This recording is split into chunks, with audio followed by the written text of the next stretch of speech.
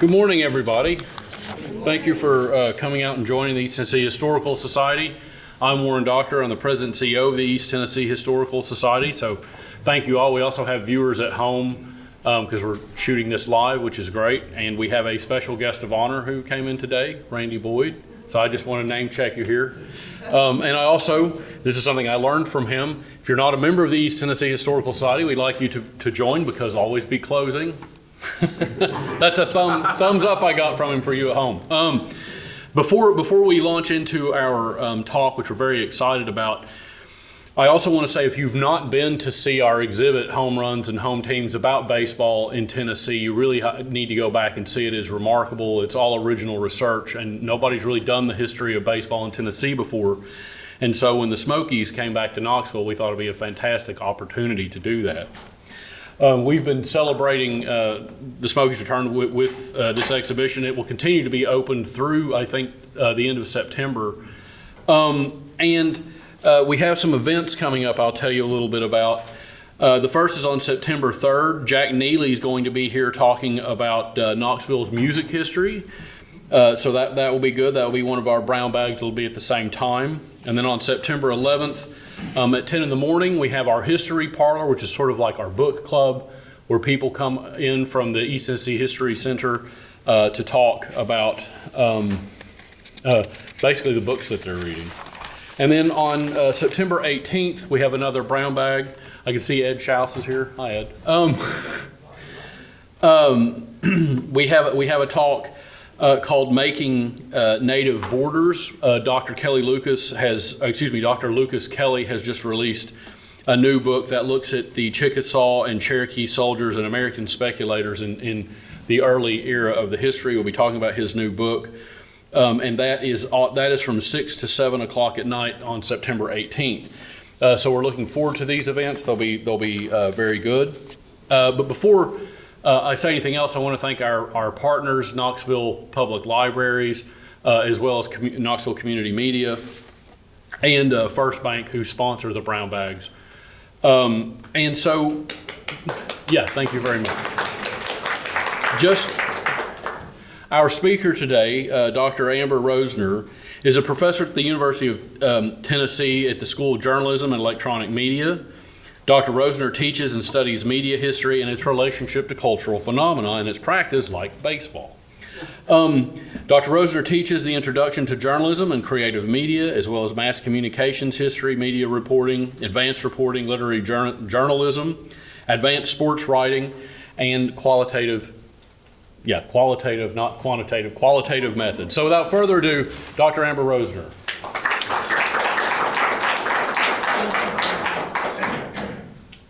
Well, thank you all so much for having me here today. I'll try to not put you to sleep on your lunch breaks. Now, I have, I think, a really nice treat for you today. I can't offer you a year-by-year glimpse into the Knox News Sentinel's coverage of baseball and its role in community building, but I've picked out 4 years that I think will really fascinate you. So the first is 1889. Now, this is a year when the Sentinel regularly reported, like other local newspapers and magazines across the country, about the baseball craze that was really kind of getting underway in the nation. But they specifically reported a lot on the local amateur nine in Knoxville, the Knoxville Reds, okay, which was a distant cousin of that first University of Tennessee baseball team that had started in the previous decade. The year 1897 we'll take a look at. It was when the Knoxville Indians claimed the pennant in the newly formed Southern League. That was until the league disbanded about midway through the season. And then you've got the year 1920, which is when the Sentinel offered occasional updates about the Knoxville Giants, who went on to win the Southern Negro League pennant and was narrowly defeated by the Chicago Giants that year. And then finally, the year 1925, when the Knoxville Smokies were established and joined the Sally League. This research was informed by my own lived experience long ago, longer every year. I was a sports reporter at the Gainesville Times in Gainesville, Georgia, and one of the things that I had the opportunity to do was a series about Mill League baseball and looking at the role that sports journalists played in that community and community building, but also some of the tall tales that they told, including that Fidel Castro had sent his son to play near there. And it's also focused on my own research, including research that I did for my first book called Ty Cobb, Christy Mathewson, and the Sporting Press in America, featuring research that I did both at the dissertation stage and then in the first couple of years at the University of Tennessee. So I'm really excited to share a little bit of this research with you. So without further ado, let me take you back to the year 1889. The Knoxville Sentinel had just been established 3 years prior by John Travis Hearn. And they would eventually merge in 1926 and become the News Sentinel. They reported very frequently on the emergence of baseball as the national pastime, but more importantly, they promoted baseball in the community. Noting, and this is from the clip here, that a man or woman, if you please, who doesn't like baseball is not popular in the latter-day society. Note here the reference to women in the national pastime. The Sentinel was an early promoter of lady baseball aficionados and fan clubs. That was actually quite unusual. You didn't really see that. So in publications like the Sporting Life and the Sporting News, they were actively contesting and negotiating the role that women should play in the national pastime. Now, even though sports reporters were thinking about like what role should women play, should they be on the sidelines or should they be playing first base like I did long ago? Of course, women actively competed in the games from its emergence. The Sentinel promoted fan clubs like the Girl Rooters Club of Bearden. If you step right through that door, I believe, you'll actually see into the baseball exhibit, you'll see some of the early records of that Rooter Club. So that's pretty interesting, right? I told you there's some great stuff in that exhibit, all original research, and you should definitely check it out. Who said always be closing? I heard that, and that was a smart idea, President Boyd. Was it a result of me, by the way? As the Sentinel noted, though, baseball was all the rage, a national craze, with hundreds of thousands spent daily in attendance upon league and non-league games. But those who could not attend, you know what they did? They read the newspaper. And spaces like the News Sentinel would become one of the key sources of news for this community-building pastime over the next 140 years. Now, I love this. I'm a fan of architecture, and when I first moved here, the Barber homes I became really fascinated with. So the Sentinel, like other newspapers of the era, engaged in promotion of baseball alongside the development of Knoxville. This January 1889 ad for a Knoxville real estate company offers insight into how the development of new communities such as Elmwood Park along Magnolia Avenue and overlooking Knoxville emphasize its proximity in walking distance to local baseball grounds. Once a biracial community known as Shieldstown, Park City as it became known, now the area that we refer to as Park Ridge, featured the area's first electric trolley, many homes eventually of George F. Barber, and later in 1917 became the eventual site of Knoxville's Caswell Park, which was donated to the city by the early baseball player William Caswell and became home to minor league games for over 8 decades. Over those 8 decades, minor league and Negro League teams played at the site, and professional baseball stars who later joined the ranks of the National Baseball Hall of Fame, including Babe Ruth, Lou Gehrig, Satchel Paige. They played exhibitions on the field. Okay. The Sentinel, so remember now, we're still in 1889, all right?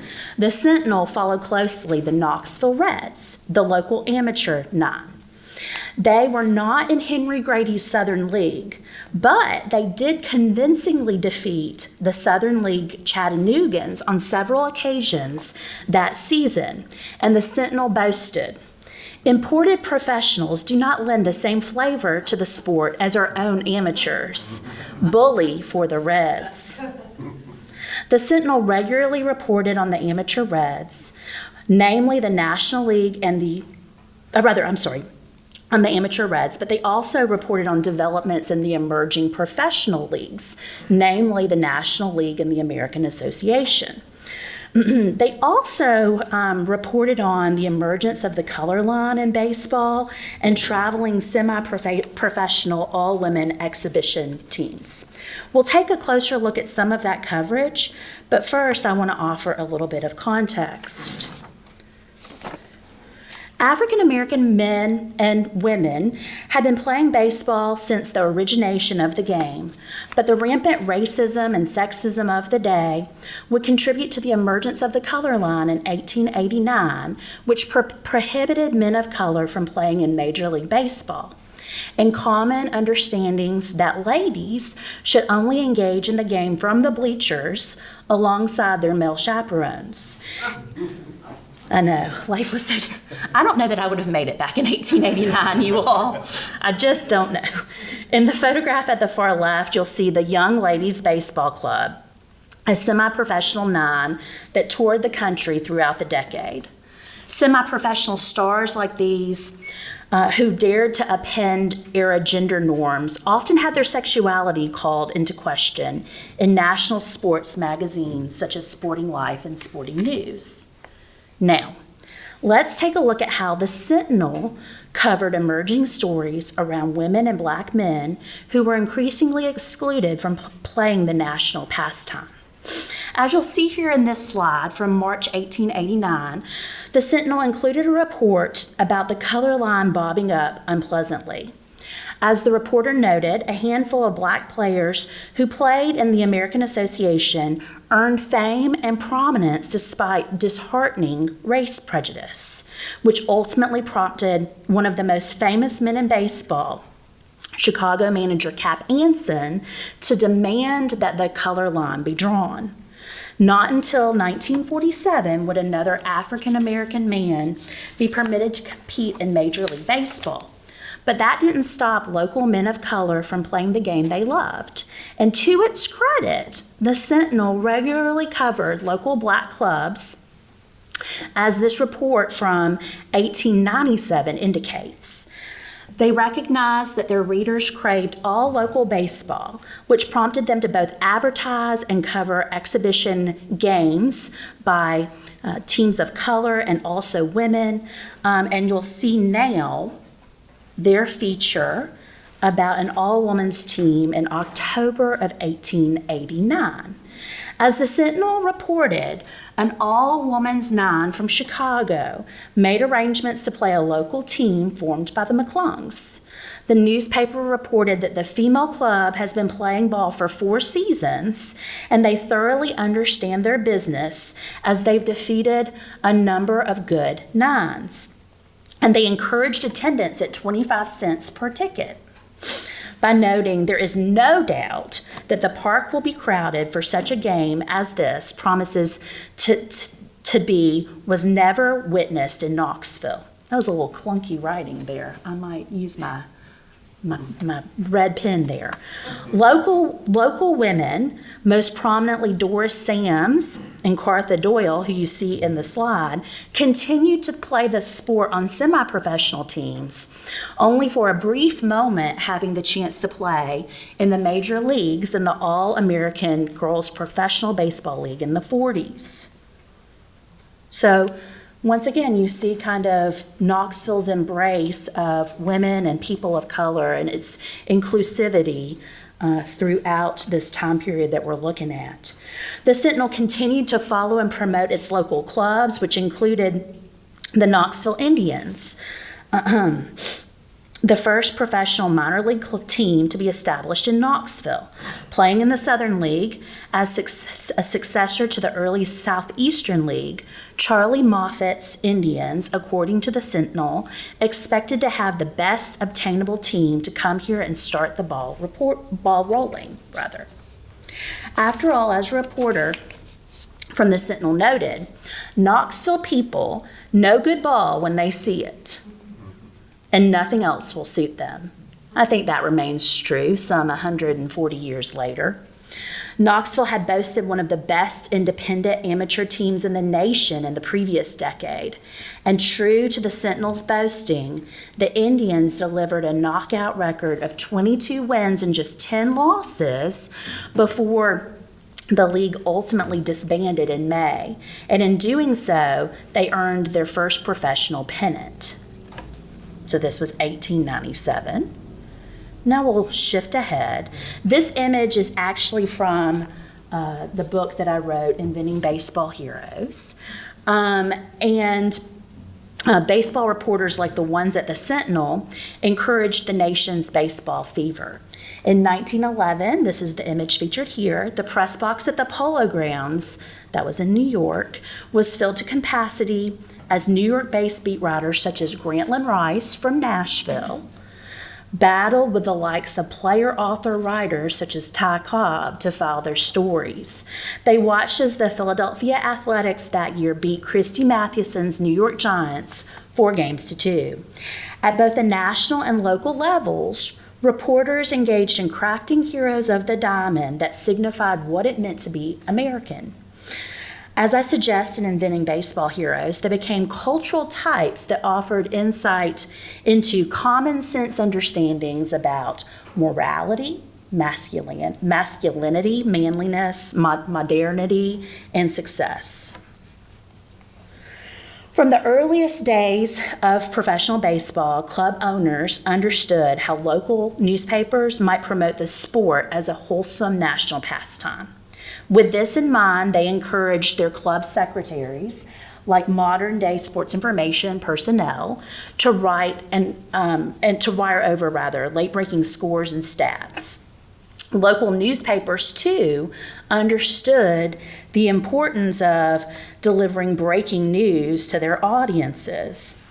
With this in mind, the Sentinel, like many newspapers across the country, shared live news with community audiences through bulletin diamonds. I love these things.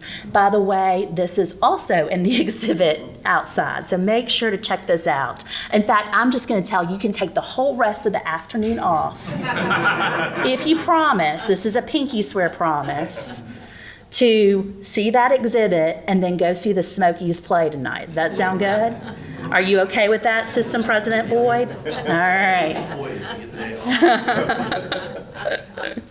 So these bulletin boards, though, they were mechanical scoreboards like the one featured above. They were updating the game constantly based on newswire reports. For those who couldn't make it to the ballpark, watching the local newspaper diamond or listening in or watching at local bars became community rituals encouraged by local newspapers, such as the Sentinel, who reported about how businesses and baseball-crazed communities like Knoxville shut down early to support local nines. So now I'm going to take you up to 1920. By this year, the Sentinel had developed a modern sports section. It's kind of cool, I think, to see the variations in what the sports page looked like over these years that I'm kind of highlighting for you today. You can check them out yourself if you visit the local library site. You have access to really check out all the history you want, right? And I'll show you that at the very end of the presentation. But in 1920, we had a very modern sports section with the MLB wire, recaps, features, standings, and of course, local news that were focused on the town's two professional teams, the Pioneers, which were soon to become the Smokies, and the Giants of the Negro Southern League. Now, shortly after Andrew Rube Foster created the Negro National League in February of 1920, the Knoxville Giants became a founding team of the Negro Southern League. Under the secretary, Professor William Brooks, a well-respected educator and community leader here in town, the Giants quickly signed players like One Wing Maddox. Man, I love a good nickname. A one-arm pitcher who lost his left arm in childhood. As the Beck Center notes, the Giants had incredible support from the local black community. But in an era of segregated baseball, the club enjoyed an integrated audience in their stands and regular coverage in the Sentinel as they ran more than 100 pieces. Now, that prior year, 1919, they had only ran a handful of pieces about the local black club. Of course, that was the same year that coverage in the Sentinel had sparked one of a series of what became known as race riots and the Red Summer across the country. The Knoxville Giants had a strong debut season in 1920. They opened the NSL with a 6-2 win over Nashville on April the 29th.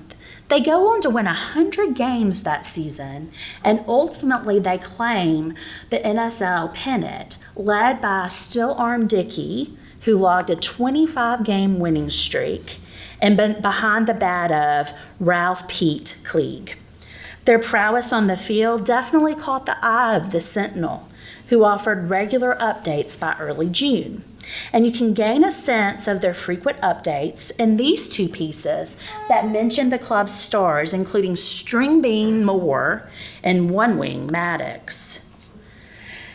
As Knoxville News Sentinel reporter Adam Sparks recently noted, a racially segregated crowd surrounding a Knoxville baseball diamond shared a collective jaw drop when one arm player made a diving catch just short of the center field wall. Cheers erupted when he sprang to his feet, flipped the ball, shed off his glove, caught the ball again, and tossed it in the infield with one seamless motion.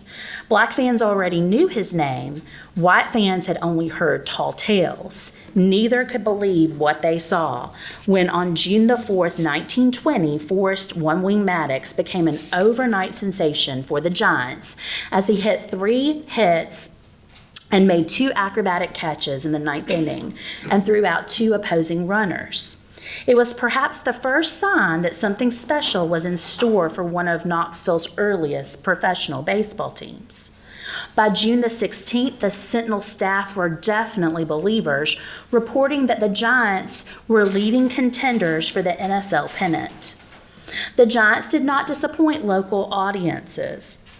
After all, black players had been fielding teams under the Giants' name on and off for more than a decade and had been actively playing baseball in the area since the time of the Civil War.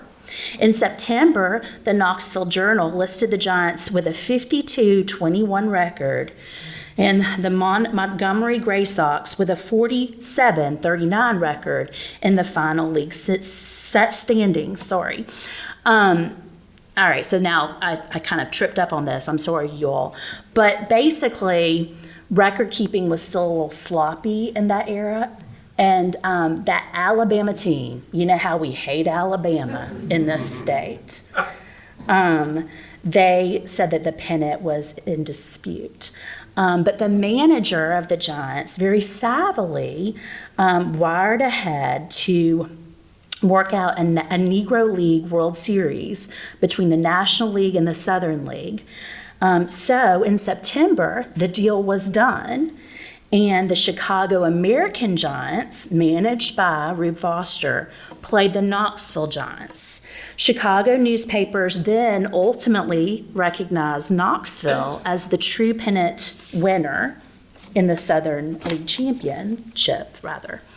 And ultimately, The Chicago team did a tour of southern cities like Montgomery, Birmingham, Chattanooga, and Knoxville. It beat everyone soundly, unfortunately, even including the Knoxville Giants. The World Series matchup, however, solidified Knoxville's title as the inaugural Southern League champion to anyone outside of Alabama. The Giants' popularity had skyrocketed. Crowds at games grew from a few hundred to about 3,000 during that first season. As the Beck Exchange Center notes, and these are images from their online repository, the season that followed brought both highs and lows for the Giants. A few key players left to join other league teams and pursue new opportunities, and maintaining the competitive edge became difficult.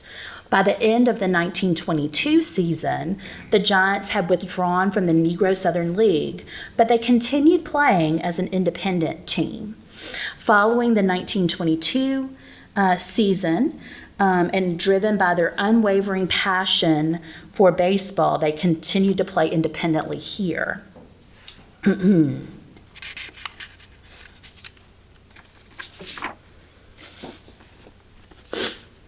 Okay. Now, I want to also point out another, it's like, why don't we just walk through the exhibit? We practically should. We should have done the talk there. I want y'all to be sure to check out, there's an interview with Bill Landry and 3 players from the Negro Southern League and the Giants here, Ralph Banks, Ernest Waters, and Leroy Bowerman. They played for the 1933 Giants. They played to integrated audiences, and the News Sentinel offered frequent coverage because, as those individuals put it, Knoxville knew and appreciated good baseball. Now, I shared with you all just a glimpse into the Sentinel coverage here in 1920, but if you want to learn more about the extraordinary Giants, please check out the Beck Cultural Center's exhibit, both online or in person. Okay, now we're going to flash forward again. This is my 4th year. This presentation had to end sometime, right? Despite a disastrous season opener that left the Knox News staff soon to merge with the Sentinel, warning of a jinx, and considering whether local Knoxville City League pitchers might offer a better alternative to the minor league clubs, formerly called the Pioneers, local fans remain committed to the team, win or lose. Okay, so the key sentiment that I'm trying to express here, though, I guess I should have just had a sip of my water so that I wouldn't get all tongue-tied. That's acceptable, right, at a brown bag luncheon, right? In fact, where's my quarter pounder? Just teasing. Sorry about that, you all. What I was trying to say, not very effectively, was that the News Sentinel here was warning of a jinx, right? And they said anybody in our local league teams, because remember, Knoxville had always had very good amateur teams, could do better than the semi-professional player we have right now, right? So they were kind of undercutting the local team there a little bit. This was the inaugural Smokies team. They were formerly called the Pioneers. But despite their really rough year, the other really important point that I want to share with you is that this community loved this team, win or lose, right? And I think that that's true of Knoxville as a community and all of its sports teams. We love the people who go out there and give their all for Tennessee no matter what, right? The Smokies would encounter more losses than wins, unfortunately, with a record of just 44 wins and 85 losses, as they took 8th place in the Southern Atlantic Association. However, loyal fans were finally rewarded with a win in early July, and local newspaper reporter Bob Wilson contended that this new pitcher, Phil Sawyers, who finally ended the club's losing streak, would hold a place very dear in the hearts of local fans for a long time. While national reporters had their eyes trained on the Scopes trial down in Dayton, local reporters offered local readers with the news that they craved. As I said, wins were more infrequent that year. Smokies fans did have the opportunity that year to watch the New York Yankees play the Brooklyn Dodgers at Caswell Park, and 3 years later for the Smokies to engage in an exhibition game with the Yankees. But unlike 1889, when the Sentinel noted the local nine could have beaten anyone in the country, the Smokies lost to the Yankees 14-4 at Caswell Park. The Yankees were, of course, led by Babe Ruth and Lou Gehrig, who would go on to win the World Series that year. A very good image of Babe Ruth when he was touring through Knoxville can also be seen in the exhibit next door. Now, in conclusion, because I do hope to have some time for question and answers, the Knox News Sentinel has played a really pivotal role, not in merely covering the region's craze with baseball, but also in helping define the central place of baseball in this community and in determining how we engage with the national pastime then, now, and for years to come. So if you ever find yourself wanting to dig into Sentinel baseball coverage, consider checking out the Knoxville News Sentinel Historical Archive on Newsbank at the local public library. And you should definitely check out a game, as we are doing on Friday night. This is my son. And if you're interested in learning more about this presentation or about my first book, feel free to reach out to me at the University of Tennessee. You can also, if you are so interested, purchase the book today or through Amazon. All right, that's all that I have for you. What do you have for me in terms of questions? Yeah. You said the sports page began in 1920?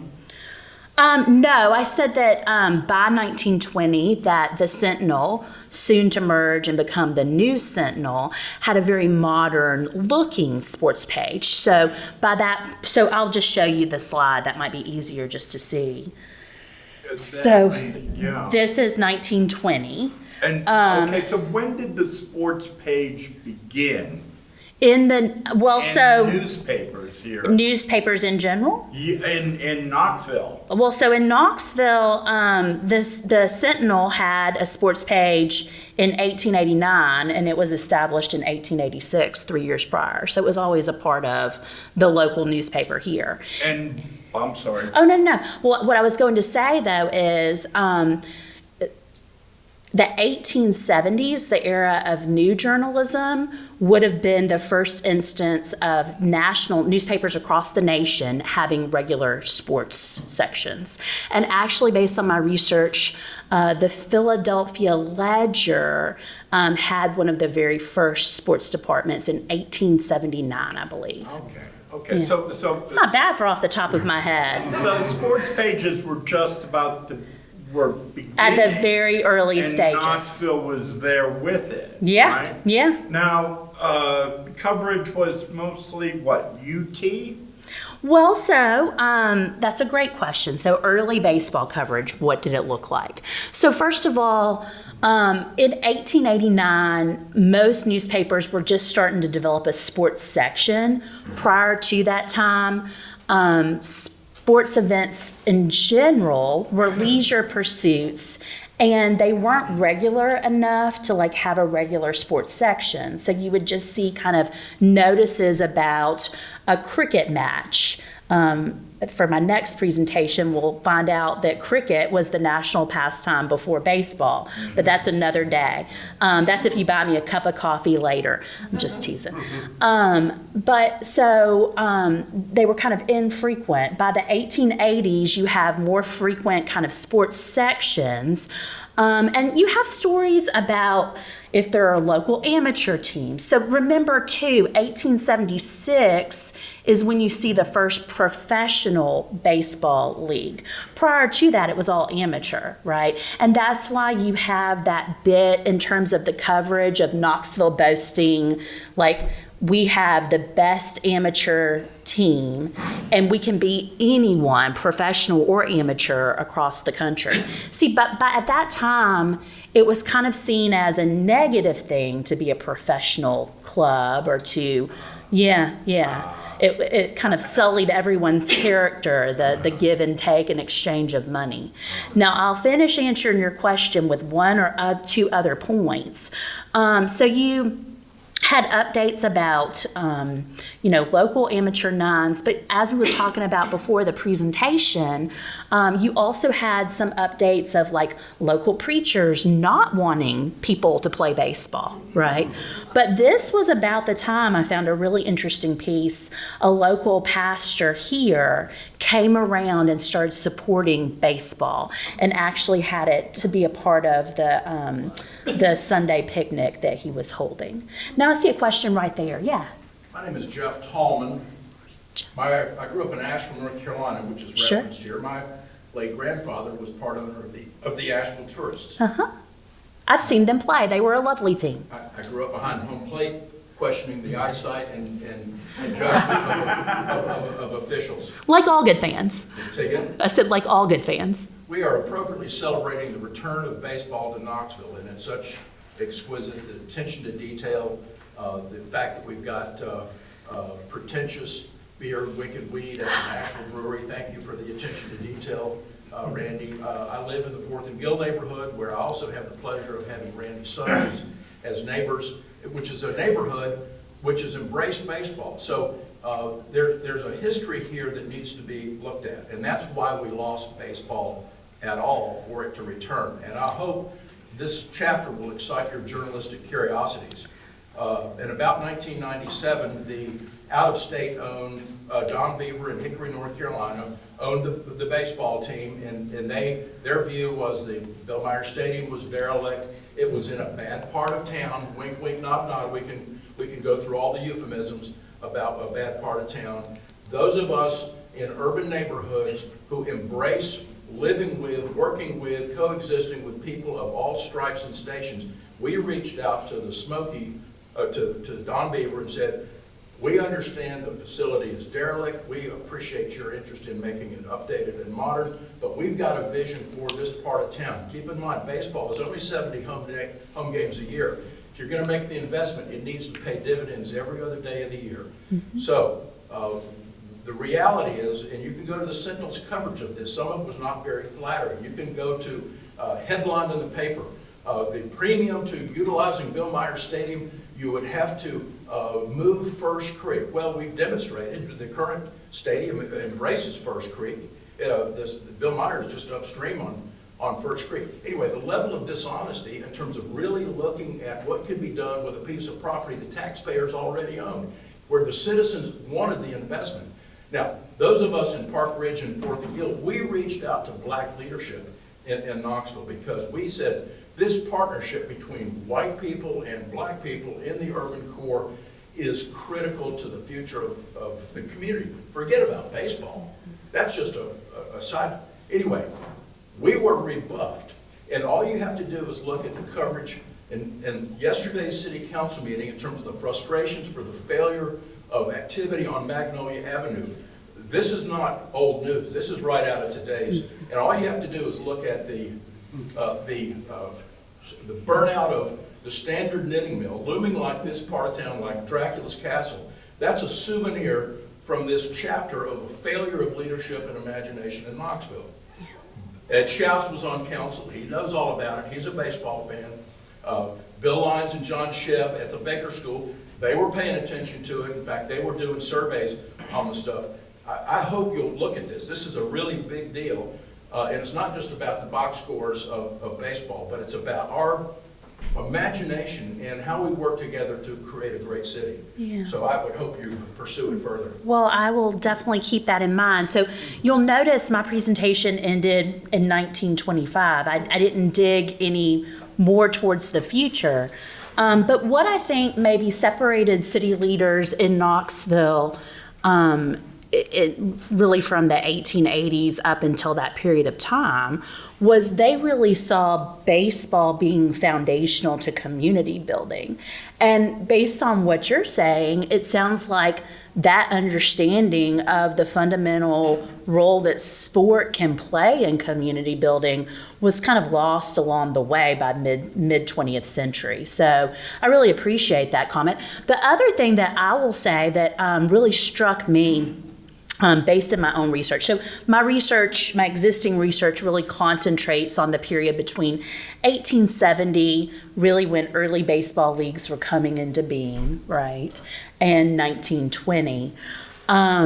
And what struck me about that differentiated the coverage that we would see here in Knoxville from some of the other cities across the country was just how inclusive in mind Knoxville was for who could be an active participant in the game. You really didn't see that everywhere, and that's really notable. My plan, because here at the University of Tennessee, we're always trying to push our research forward, is to send this off. There's something called the Cooperstown Symposium. I've presented there before, and I'm hoping to maybe send this off in the next year or two there. So we'll see what happens with it. But I appreciate the encouragement about continuing in this line of research. To embellish his comments briefly, our 7-2 vote on council minister became 2-7. And that's 25 years ago, but thanks to Boyd Sports, we have it back. Back halfway through your presentation, the Giants were in Asheville. It references 17 safeties. What is this? I'm not familiar with safety in baseball. Which, was it in the 1920s? It was about the Giants? Let's see. The Giants collected 17 safeties. Oh. Fourth line. Yeah. Well, What's a slab on it? Safety in baseball, I don't know. I think that just means hit. Pitcher. Oh, that must be bases. yeah. Hits. Would it be 17 safeties off their opponent's slab artist? So slab artist would definitely be pitcher. The safeties maybe safely getting to base, if I had to guess. But it's interesting to see the other thing I love about looking at sports writing over time is just the change in lingo, right? So I'm sure y'all are all familiar with Grantland Rice, who we still love him, even though he went to Vanderbilt. One of the notable things about sports reporting when he was engaged in the practice was everyone wrote poetry in their sports reporting, right? And that was really true until I would say about the 1920s. You saw a lot of poetry in sports writing. Yeah. Apparently a safety is if the runner safely makes it to base. So I was right, yeah. Between bases. I got it. First one to second, yeah. Yeah. You're right. But now we know for sure. I was making a good historic guess, with my boss watching. I didn't want to get it wrong. All right. You see a change from baseball spelt? Yeah. So When and why? when and why. Now, I don't know the why. The when, you really don't see it starting to be together as one word until the early 20th century.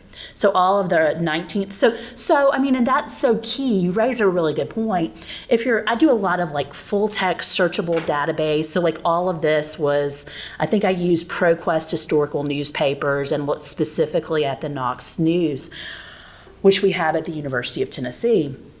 You need to know some of that sometimes to be able to pull all of the articles. Yeah. So. Yeah, learned that along the way. Sir? It's maybe outside your primary research interest, but I've been reading a lot about sports history, and I was struck by the fact that, now you tune in the TV on Saturday afternoons and talk about Knoxville being a football town. But I talked to older people, and they would listen to the Smokies games in the 40s and 50s. Yeah. I don't think the Ball Network was even formed about 1960. I just wondered, when did this transition occur? Well, We went so from being a you're- baseball town to a football. So you're hitting, I think, on the right time period, right? And it to some extent, remind me of your name, sir, I'm sorry. Jeff. To some extent, it gets at what Jeff was saying. So this idea that some of the city support for semi-professional baseball really is lost in that era. But also what's happening in the middle of the 20th century is in the South, college football becomes the national pastime, right? And that's pretty true all over the South, even in Athens where I grew up. I thought I'd work. I was trying to decide how I would work that in today. I decided to work it in that way. I tell my students, up front, I tell my students that every first day of class. I said, y'all might not love me when y'all find out, so I'm just going to let y'all know. But they still seem to love me anyway, so. All right. Yes? So do you feel that modern coverage, so you're talking about building community through local coverage of baseball, do you feel like the modern coverage of baseball gives the local community sense that it did in older writings? That's a really good question. You know what, I would actually probably say that no, I would say no to that. I've never really thought a lot about that. But I mean, I think you get good local coverage of high school and college sports across the country. But for professional teams, I think you sometimes see more investigative reporting in the modern era than you did certainly during this period of time. Yeah, but that too is to do with a lot of the publishers of the local newspapers at that time were key city promoters. So they were kind of, so someone like Silas Bent, I know I'm giving you no context for who this person is, but that's a great name, Silas Bent. He was a key newspaper editor in the 20s, and he called sports reporting, he was a critic of sports reporting and some types of reporting in general. He called it all ballyhoo. He basically said it was just all promotional coverage. And to some extent, he was right? The whole sports page is a little bit of a promo. Well, the Smokies has certainly, present one has certainly enjoyed page one. Now, that is definitely true. That is certainly different from what you've been telling me. That's definitely true. That's definitely true. Now, how much is that helping to build the community's interest? I'd like to know what you think about that. A quick plug for Joel Christopher at the Knoxville News Sentinel. Things have been just night and day this season. He had a young man named Gabe Jackson, who is one of UT's alums, that headed up coverage of the Knoxville News, of the Knoxville Smokies, started at the beginning of the season. He did a fantastic job, and I think he really did work hard at making the connection to the community, to the history. It wasn't just the hits and strikes and home runs. It was about the community and the relationships with the players. And sadly, we were just discussing, he just transferred to Atlanta to take a new job about 3 weeks ago. So I'm hoping that covered that same But then spirit they've also today. gotten into the issues with having to change the grounds for the different games. So it hasn't been all just about baseball. Yeah. So we've learned a lot about what's happening at that It's state. the News Sentinel. Oh, that's What, for 2 sure. weeks ago, and the Sunday paper had a whole pull out just on the Right. Knoxville Giants, which was great. Yeah, I saw that as well. The other thing that I think that the Sentinel has done a good job of is, and that, to praise you as well, President Boyd, is thinking about partnerships. So I was really impressed with the partnership that you had with the Beck Cultural Center to raise awareness of the Knoxville Giants, which were such an important team in this community's history. And I really appreciate that. And I'd like to say one other thing Yeah. about page one coverage, and I'm very biased on this. Now, this is former newspaper reporter Georgiana No, but Vines. you get pushback also from readers who aren't interested in sports about it Yeah. on page one, So publishers and editors have to weigh in. Yeah. I just wanted to say. Publishers and editors and also university presidents, they all have it rough. But that's the lesson for today. That's why we're all going to take the afternoon off and go see the exhibit and enjoy the Smokies game. I'm just teasing. A question on the end. I read an interesting article a few days ago about how baseball brings communities together, but how it fights loneliness. Yeah. And the article said that the Surgeon General has now said that loneliness is at an epidemic stage in America. Yeah. And how people going to baseball games, everybody's friendly at a baseball game. Uh-huh. And it said especially the Savannah Bananas. Oh, my goodness. The Savannah Bananas. Everybody there, it's like the Globetrotters. Everybody there's Yeah. just to have fun. If you can get a ticket to the Savannah Bananas, that's the hardest ticket in the nation, I think. Like I go to the Smokies game. Yeah. And I have to say, everybody there is friendly that works there. Well, let me, It's a pleasant experience. If you're single, lonely, go to a baseball game. that's right. So what, I'll just echo this, America's friendliest ballpark. But then I'll say this too about, I think a lot of that has to do with the pace of baseball, right? And also, sure, there are rivalries in baseball, like, Cubs and the Cardinals, right? But there's also more time to kind of engage with the person beside you. So I tossed up this picture for a reason. I had my kiddo at a San Francisco Giants game just a couple of weeks ago. And I thought this was magical. He loves to try to get a baseball, okay? He is fast becoming one of the biggest baseball card and ball collectors in town, I think. But the reason I bring this up, he in order to try to go get the baseball and be in the right strategic spot, he had to try to sit on the edge of the row. Well, I said, okay. Every person he sat beside, they ended up talking to him. They talked about the history of baseball. And it was just really remarkable, right? Like the way in which folks were engaging. And I'll tell this last story about him.